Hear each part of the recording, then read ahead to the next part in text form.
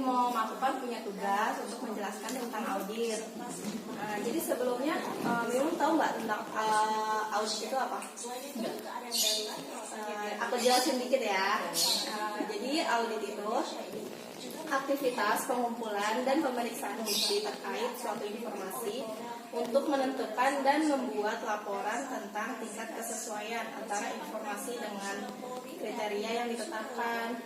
Jadi bisa dibilang audit itu pemeriksaan terhadap bukti-bukti atau dokumen-dokumen di dalam suatu bisnis untuk memastikan apakah bisnis tersebut sudah berjalan dengan benar atau belum.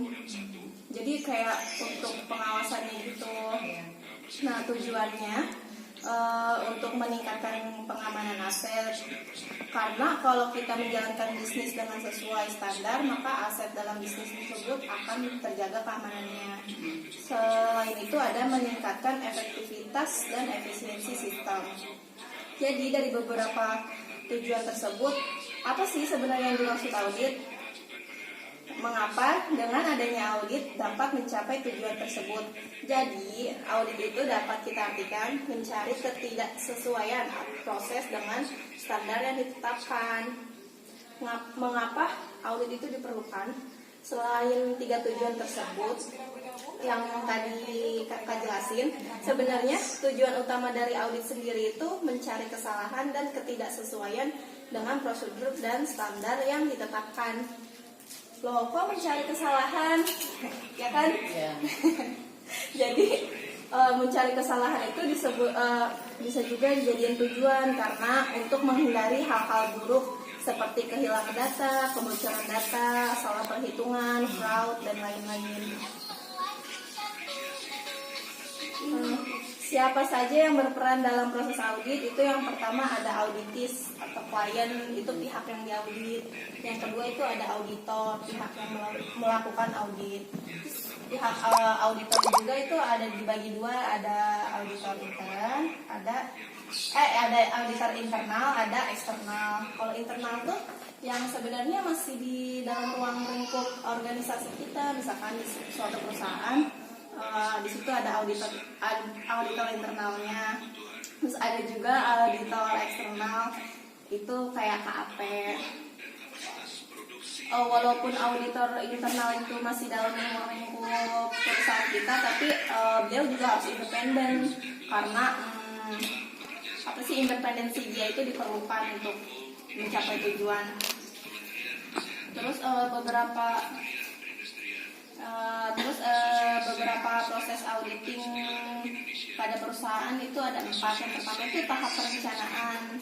Tahap perencanaan itu melalui seperti pertimbangan resiko bawaan. Itu resiko yang misalkan seperti di kas itu kan banyak banget resiko bawaannya. Jadi kita tuh harus mempertimbangkan dahulu. Terus ada mengembangkan strategi audit awal, mempertimbangkan berbagai faktor yang berpengaruh terhadap saldo awal, mereview informasi, dan lain-lain. Yang kedua itu ada pengujian informasi.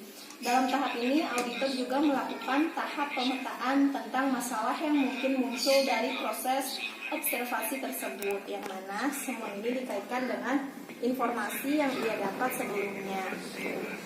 Yang ketiga itu mendapatkan hasil. Di langkah ini, auditor bertugas untuk memeriksa resiko material dari perusahaan. Maka akan terlihat jika ada kesalahan dari laporan keuangan perusahaan dan juga kerugian yang dialami oleh perusahaan. Selanjutnya itu menyusun hasil evaluasi. Langkah terakhir dalam penyusunan hasil evaluasi berupa laporan. Nantinya laporan ini akan diserahkan ke pihak perusahaan yang menunjuk auditor tersebut. Di dalam laporan tersebut, auditor juga akan menulis rekomendasi perkembangan yang mungkin bisa dicapai. Ini adalah langkah terakhir dari proses audit. Kayak nanti si auditor itu akan menghasilkan opini dari auditor tersebut. Opini audit itu apa sih? Nah, opini audit itu pernyataan auditor terhadap kewajaran laporan keuangan dari entitas yang telah diaudit. Kewajaran ini menyangkut materialitas, posisi keuangan, dan arus kas.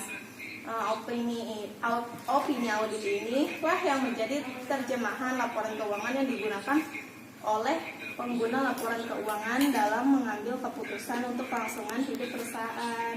Nah, jadi di opini audit ini ada 5. Yang pertama tuh ada wajar tanpa pengecualian, wajar tanpa pengecualian dalam paragraf penjelasan, pendapat wajar dengan pengecualian, pendapat tidak wajar, dan pernyataan tidak memberikan pendapat. Jadi gimana sih menurut Imam tentang audit itu? Setelah kakak jelasin agak-agak membantu Imam tentang Jadi audit ini di sini menentukan penilaian tentang pemasukan juga bisa kan? Iya, jadi si kondisi keuangan perusahaan itu misalkan orang mau menginvestasikan uangnya ke perusahaan, nah dengan ada laporan keuangan yang telah diaudit nih, jadi menambah keyakinan investor gitu. Tambah percaya ya. Iya, makasih. Iya.